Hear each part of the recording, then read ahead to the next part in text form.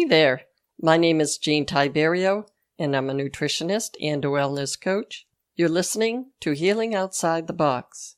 This is episode 195, and I'm calling it My Favorite Food Charities. Here it is Thanksgiving week and all, and I'm just starting to think about what it is that I'm going to be giving. After all, Thanksgiving is about, thanks and giving. And yes, I have family and friends to give for, like everyone else. But so far, I've only ordered a gift for my cat Betty. She's getting a lovely scratch pad for Christmas. Now, I went looking for different scratch pads on Amazon, and I noticed something peculiar. They had either a 4-star or a 5-star rating for every scratch pad and toy. Now, I guess I'm just curious, but whose cat gives a 5-star rating to anything? I mean anything.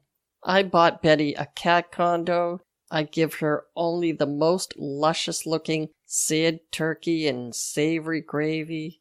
She's got a top-shelf brand of crunchies in her bowl at all times.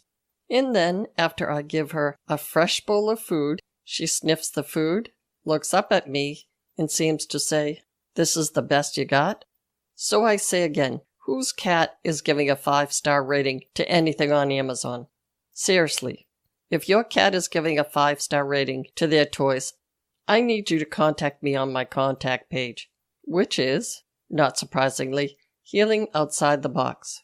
Now, my cat aside, if I decide to give to a food charity, I'm assuming I'm like all of you and want to give to a charity that donates a good portion of their money they collect to the truly needy.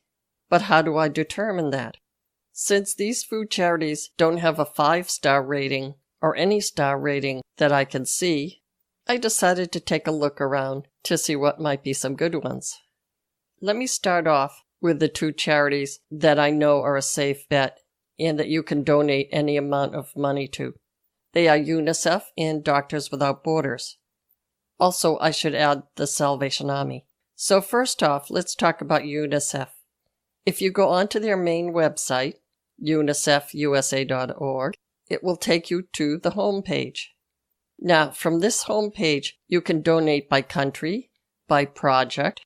For example, one project might be Kids in Need of Desks or Kind.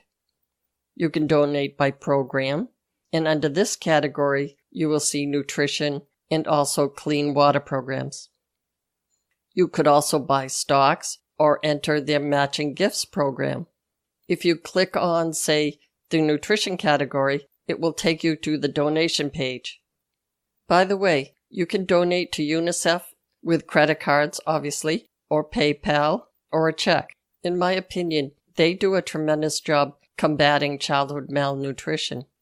I'll give you the link to the nutrition page in the show notes. Now, the second charity is Doctors Without Borders. This charity also does a tremendous job distributing food and water to nations around the world, wherever there is conflict and, as a result, starvation. This is the organization that distributes the supplement called Plumpy Nut. It's a non-perishable nutrition supplement that they can package and move efficiently. I've mentioned Plumpy Nut in previous podcasts about feeding the poor. I can give you a link to Doctors Without Borders as well, if you want to go straight to the nutrition page.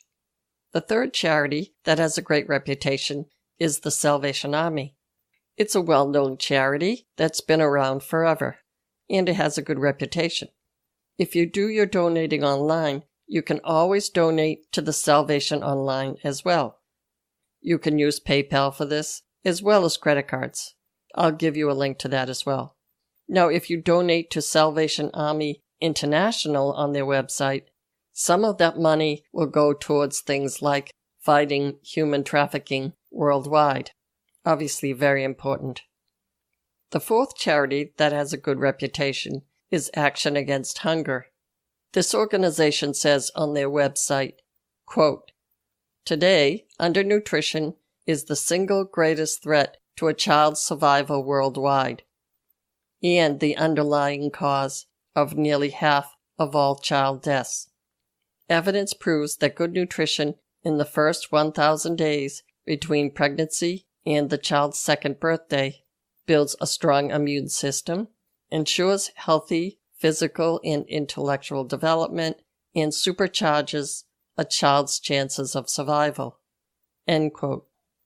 That can be found at actionagainsthunger.org. In addition to supplying food to impoverished areas around the world, they also have a food security program that helps improve agricultural production, provides equipment, assists with things like irrigation, and these things will help areas that are stricken with either drought or civil war to start growing their own food efficiently again. Now, 5. One of my favorite charities at this time of year is Heifer International. This can be found at www.heifer.org. Now, I'm not saying this just to get you to donate a heifer, but if you go to the site and donate a heifer, and you click on the tab that says one whole heifer, the cow in the picture will actually moo for you. It sounds a little like, "Oh." You may have to click the middle button and then go back to the $500 entire heifer button to get it to moo, but I guarantee you it will be worth it. So will donating any amount that you can towards that heifer. If you can't donate the $500 cow, you can go to the goat page. There, again, you might have to click on one of the middle buttons first, then go back to the whole $120 goat button, and then you can get the goat to few. If you can't afford the whole you can always give a flock of chicks for only $20. But if you're spending only $20, I can't guarantee you the chick in the picture will make any noise. I'll give you a link to that in the show notes as well. And my goodness, if you could afford $120, you will be giving a milking goat to a poor family, and that would make a huge difference in their lives. Number 6, if you like to donate food locally, you can always donate to your local food shelters, food pantries, homeless shelters, domestic violence shelters, and metropolitan area food banks. These places will take donations of grocery store cards, and these can be purchased at your local Walgreens or CVS or Target stores. Unfortunately, what they will not take is homemade food items. Trust me, I've tried. But they will accept non-perishables of pretty much any food. If you have a thing about not wanting to donate canned foods that are not terribly nutritious and may have a lot of sodium, you can always donate jarred items like pasta sauce or peanuts or pickles, or you could donate boxed items such as pasta, cereals, or even UHT shelf-stable milk. By the way, I'm not necessarily pushing any brand over another, but the Horizon brand of organic low-fat milk has a web page where you can order the shelf-stable milk that comes in cartons that you can mail to your local shelters or food pantries. Or you could go to the grocery store and buy the boxes of shelf-stable milk yourself and simply bring it down yourself. That way you can say hi to the old gang that does a tremendous job every year volunteering and donating themselves. If you have any questions about what they will take as donated food items, just look them up. For example, you could Google the Greater Boston Food Bank and ask them what is acceptable as donated food items. As always, if you have any questions about this or related topics, feel free to contact me on my contact page, which is on my website, healingoutsidethebox.com. That's all I have for you today. Be well and stay tuned next week for another episode of Healing Outside the Box.